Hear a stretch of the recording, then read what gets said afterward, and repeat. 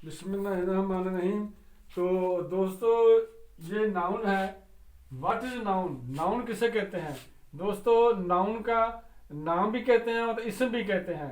तो इसम एक ऐसा लफ्ज है जो बतौर शख्स, जानवर, जगह और किसी चीज के लिए इस्तेमाल किया जाए। मसलन असलम एक अच्छा लड़का है, Aslam is a good boy. असल में जो है ये नाउन आ गया।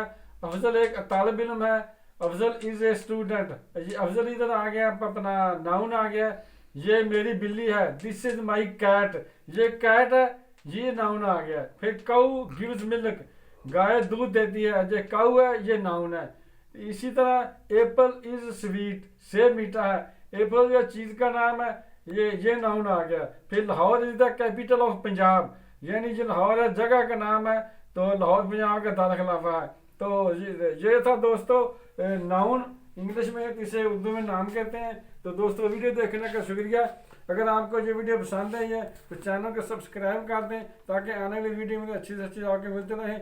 तो दोस्तों, अगली वीडियो में मिलते हैं इंशाल्लाह। अस्सलाम वालेकुम, खुदा हाफिज़।